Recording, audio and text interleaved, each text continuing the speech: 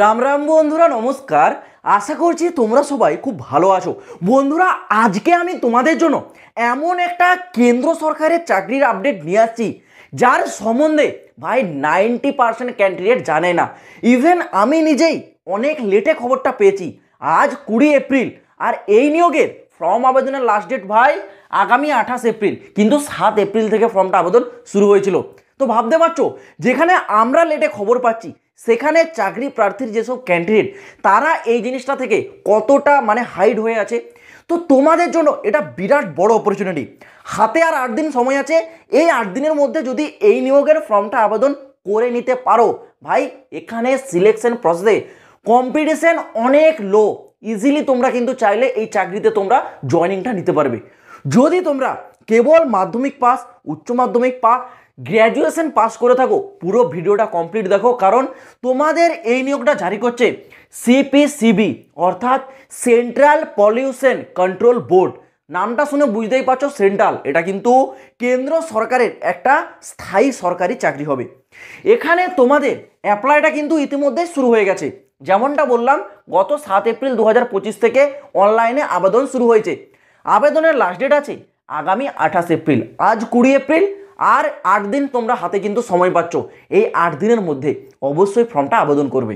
যদি বলে রাখি পোস্ট, দেখো নোটিফিকেশনে আলাদা আলাদা 18 প্রকারের পোস্ট আছে, কিন্তু এই 18 থেকে বাছাই করা আমি তোমাদের সামনে কিন্তু 5টা পোস্ট নিয়ে আসছি।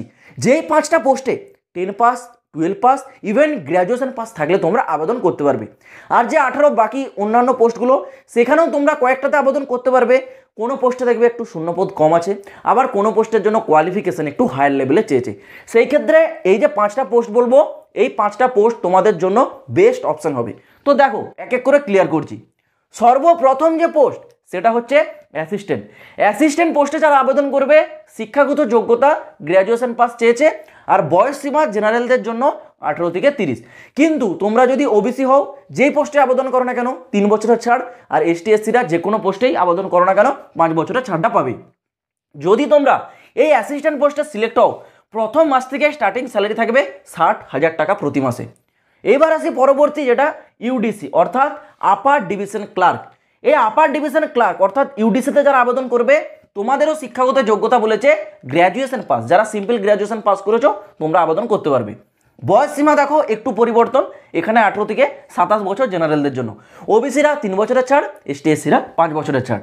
স্যালারি যেটা বলছে ইউডিসির ক্ষেত্রে স্টার্টিং স্যালারি থাকবে 50,000 টাকা প্রতি মাসে। পরবর্তী পোস্ট স্টেনোগ্রাফার।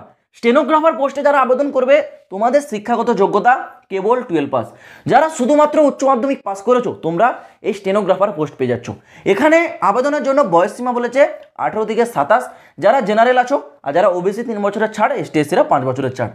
এই স্টেনোগ্রাফার পোস্টে মাসিক বেতন দেওয়া হবে 40,000 টাকা স্টার্টিং। বুঝতে পারছো, 40,000 টাকা তোমরা স্টার্টিং স্যালারি পেয়ে যাবে।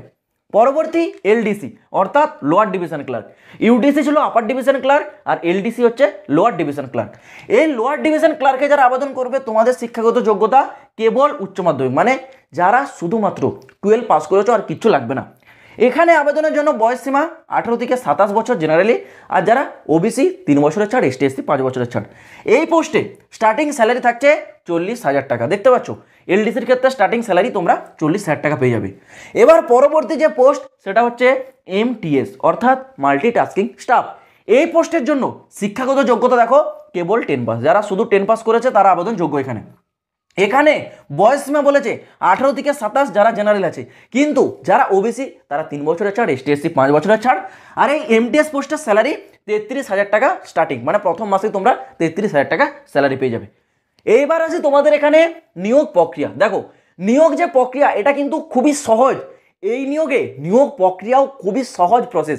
এখানে তোমাদের কি হবে, নিয়োগ প্রক্রিয়াতে হবে একটা এক্সাম। প্রতিটি পোস্টের জন্য একটা এক্সাম হবে। এক্সামটা কোয়ালিফাই করে নেওয়ার পর হবে একটা স্কিল টেস্ট। আবার এই স্কিল টেস্টটা কিন্তু সব পোস্টের জন্য নয়। দেখো যদি তোমরা এমটিএস পোস্টে যাও, স্কিল টেস্ট হবে না, বাকি পোস্টগুলোর জন্য স্কিল টেস্ট হবে। তো কি স্কিল টেস্ট আর কি এক্সাম ক্লিয়ার করে দিচ্ছি। দেখো সর্বপ্রথম বলে রাখি এক্সামে তোমাদের টোটাল 50 মার্কস থাকবে। 50 মার্কস 50 নাম্বারের এক্সাম হবে। টাইমটা দেওয়া হবে 1 ঘন্টা। 1 ঘন্টার মধ্যে তোমাদের এক্সামটা কোয়ালিফাই করতে হবে। আর এই 50 নাম্বারের উপর ভিত্তি করে তোমাদের ফাইনাল মেরিট লিস্ট তৈরি হবে। অর্থাৎ এখানে 50 যে নাম্বার এটা তোমাদেরকে খুব ভালোভাবে ক্যারি করতে হবে। আর এক্সামের সেন্টারের যদি কথা বলে রাখি, অল ওভার ইন্ডিয়ার প্রতিটা স্টেট মানে প্রতিটি রাজ্যেই তোমরা সেন্টার পেয়ে যাবে। যেহেতু এটা একটা সেন্ট্রাল বোর্ড মানে কেন্দ্র সরকারের চাকরি, তো সেন্ট্রালের রিক্রুটমেন্ট অনুযায়ী তোমরা জানো প্রতিটি রাজ্যেই আলাদা আলাদা জায়গাতে তারা এক্সামের সেন্টার দেয়। আমাদের পশ্চিমবঙ্গেও কলকাতাতে অপশন পেয়ে যাবে, যারা ত্রিপুরায় তোমরা আগরতলাতে পেয়ে যাবে। এইরকম প্রতিটি রাজ্যের জন্য আলাদা আলাদা এক্সাম সেন্টার আছে। এইবার আছে তোমাদের স্কিল টেস্ট। স্কিল টেস্টটা যেমন বললাম সব পোস্টে হবে না, যেমন এমটিএস এর ক্ষেত্রে কোনো স্কিল টেস্ট নয়, এরা সরাসরি এক্সাম দেওয়ার পর ফাইনাল মেরিট লিস্টে নাম পেয়ে যাবে। কিন্তু যারা এলডিসিতে আবেদন করবে, এলডিসির কাজ কি জানো? এলডিসির কাজ হচ্ছে লোয়ার ডিভিশনের ক্লার্ক, একটা ক্লারিক্যাল পোস্ট। সেই ক্ষেত্রে একে স্কিল টেস্টে কিন্তু টাইপিং টেস্ট দিতে হবে।